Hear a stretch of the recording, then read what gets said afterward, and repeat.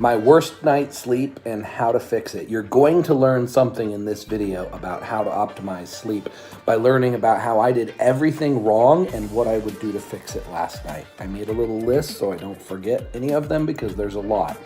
First of all, I took caffeine too late at night. Now, I do this sometimes, and I take nebivolol, which is a beta blocker, which blocks the stimulatory effects on the beta receptors that caffeine is responsible for giving us energy. So I can actually get away with taking stimulants later in the day by counteracting it by taking prescription nebivolol. I'm sleeping in a friend's house. I didn't have my nebivolol with me, so my heart rate was elevated all night, which was impacting my sleep. So how would I fix that solution? I would take a nebivolol, or I would not take stimulants that close to bedtime. And I took stimulants 7 hours before I went to sleep. But caffeine, even though it has a 3-hour half-life, if you take a lot of it, like I took 200 milligrams, it's still gonna be a significant amount in the system 7 hours later, enough to impact sleep. Next is baby mama stress, emotional stress. So baby mama saw some photos from a nude photo shoot I did that I posted on Instagram, and she got jealous because it wasn't her in the photos, and I explained to her that it could have been her. I'm not trying to, there's not like a specific girl I'm trying to do a nude photo shoot with. It's just that I'm trying to make content while I look good like this, while I'm young, you know, I want to do nude photo shoots. So stress of her bitching at me about that. The solution to that, I should have cut it off and not listened to her right in the beginning as soon as she said something negative. Instead, I went back and forth with her, and I got tangled up in her emotional drama. 3 is tight muscles. So my muscles, I work out a lot, they get sore, they get tight. If I stretch before bed, and this also works for people who aren't even that sore, don't even have that big of muscles, stretching before bed helps sleep a lot. I didn't stretch before bed. I was sore when I went to sleep. Next is the room temperature. I noticed the lower I drop the room temperature, the better my sleep quality. Now, I dropped it down to 64 degrees last night. That's very cold, and it still wasn't enough, and here's why. I took Enhanced All Day Shred, which is a non-stimulatory fat burner that can be taken any time of day. It doesn't affect heart rate at all, but it does increase body temperature. In the same way that DNP is so effective at burning body fat as body heat, so does All Day Shred. And if it wasn't for the other conditions, I don't think it would have affected my sleep that much, but having my body temperature that high, I probably needed to turn the temperature down to 60 degrees or even better, have a fan blowing on me. Normally at my house, I have a fan blowing on me, so I'm gonna bring a fan with me, portable, when I spend the night at friends' houses. MK677 increases hunger. I took that yesterday evening, and I took it early enough to where I didn't think it was gonna be affecting my late night, early morning hunger, but I woke up every hour starving and eating everything in the kitchen to the point where my stomach was going to explode, and then I was uncomfortable sleeping in any position because I had so much food in my stomach. So the MK677, sometimes I take it and it increases my sleep quality a lot. I actually sleep deeper on it if all the conditions are right. Sometimes I take it, it makes me so hungry, I just want to stay awake and eat all night. So I'm going to shift my MK677 administration to the morning time instead of the nighttime, and then I'll experiment with it on a night that I'm probably gonna have good sleep due to other factors back at the nighttime. Next is vitamins stuck in my throat, heartburn. So the benefit of taking vitamins at the beginning of a meal is then your food pushes them down, right? It's very easy for capsules to get stuck in the throat, and then the gelatin capsule dissolves and the powder gets stuck and creates a little pocket, and the acid is like trying to dissolve it and pull it down in the stomach, but it's just stuck. Drinking water doesn't help. So taking the pills at the beginning of a meal helps prevent pills getting stuck, helps prevent heartburn from them. And bed angle. So at home, the head of my bed is higher than the foot of my bed, and I did that by shoving plywood under it and, oh, a gym mat.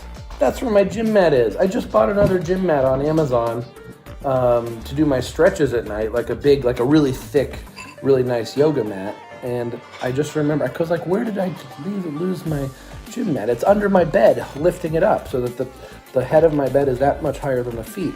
It improves my sleep quality so much, and the science behind it is one thing, the practical application, the practical effect of it is another. The scientists say that it helps because it helps the brain drain what it needs to, not toxins, but reset itself when the head is higher than the rest of the body. There's a benefit to that.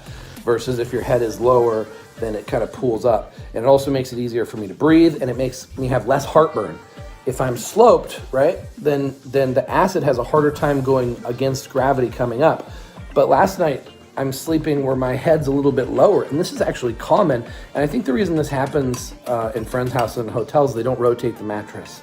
So the mattress starts leaning towards where the body weight is, and there's more body weight usually pushing down on our upper body, which starts making the bed sort of slope or bow like this. And the solution to that would be to rotate the mattress, or what I used to do when I had a cheaper bed frame is throw phone books under the head of the bed. All right, so those are the things that I'm gonna do next time to improve my sleep. I should have known better, and I hope and I know that you learned something from this to improve your sleep quality, because enhanced sleep means enhanced quality of life and becoming superhuman, because sleep benefits you mentally, physically, and spiritually. It's one of the most important things you can do, so take this advice and have better sleep. I've started using gabapentin. It seems to be effective for me. I wanted to know what Dr. Tim's opinion at Maximum Performance here in Thailand is. Keep in mind this is entertainment, educational purposes only, not legal, medical, or any other type of advice. Yeah, thank you for that. Anyway, so yes, we routinely prescribe gabapentin. We usually start someone at 100 milligrams, titrate them up to 300 milligrams. If it's not working after 300 milligrams, then it's probably not going to work. So pregabalin, which is Lyrica, I also have that, and I can't tell the difference. Do you know if there's a difference? Again, gabapentin is sex friendly. Lyrica is not sex friendly. Okay, so Lyrica could cause delayed ejaculation. We use these type of drugs for premature ejaculation. Valium, Lyrica, Tramadol. These things can all affect your ability to ejaculate. So gabapentin won't do that. So the theme of our clinic is sex friendly on everything. We're never going to recommend something that's not. So gabapentin, so we have GABA receptors in the brain, which is a calming effect. We use this high dose for children, for seizures. We use it for neuropathy. We use it for migraine at much higher doses. So 300 milligrams, 20 minutes before bedtime. It doesn't help you fall asleep, but it helps you stay asleep. And it's very effective for guys who are new to a CPAP machine for sleep apnea. They can't sleep with the mask on their nose. They throw it off in the middle of the night. The gabapentin will relax them, and it will make them go into a deep sleep, so they don't know it's there, and they keep it on, so they get the benefit of using it. It's non-habit forming, no drug side effects. Before I started using gabapentin, someone warned me, said that it's extremely addictive. You don't want to start using gabapentin because then you'll be hooked on it. You won't be able to sleep without it. You'll crave it. I feel zero addiction for it. What's your experience? I've never heard anybody have any addiction to gabapentin. But it's like anything else, you know. If there's a psychological dependency, or I can't sleep without my gabapentin, that's a normal thing, you know. Is it a real addiction? No, I don't think it is. Like I said, we have many guys who use it on and off. Some of my staff uses it on and off. So I would say it's non-addictive. You think it makes any drowsiness in the morning? That means you have too much. So if you feel grogginess in the morning, that's kind of the titration point, like, okay, I need to back off a little bit. How soon before bed? Because some of these sleeping drugs, they take an hour to really kick in, so I want to take an hour before bed, and other ones you take right before you go to sleep because you don't want to be awake when it kicks in. 30 minutes to 45 minutes is fine, because like I said, gabapentin is not designed to put you asleep, it's designed to keep you asleep. So it's not going to make your period of tossing and turning in bed any shorter, so to speak, but once you close your eyes, that time should be lengthened. But what are the top nutrients that someone who's not getting enough red meat and eggs are becoming deficient in? Well, there's a host of things. Obviously, heme iron is a big one. Vitamin B12, zinc, those are all huge. Glutathione production, which is the mother of all antioxidants in the body, 1,000 times more effective than taking antioxidants like vitamin A and vitamin E. Glutathione is built from the micronutrients in red meats, in whole eggs, and bone broth in particular, that you'll take care of creating adequate glutathione for the system. So it's good for the system as well. I always recommend supplementing those things in vegan diets if we cannot get them. Plus, using HCl and pepsin so that you have adequate digestive HCl, and the acidity is low enough, the pH is low enough, so you can absorb nutrients from the vegetables that you're eating. Salt is another big one that you need to take in. Sodium chloride, hydrochloric acid. A lot of people who eat quote-unquote healthy tend to avoid salt, and you need to get an adequate amount for your body, for stamina, for endurance, for energy, for digestion, for all those things, for your joints. So those things are all important.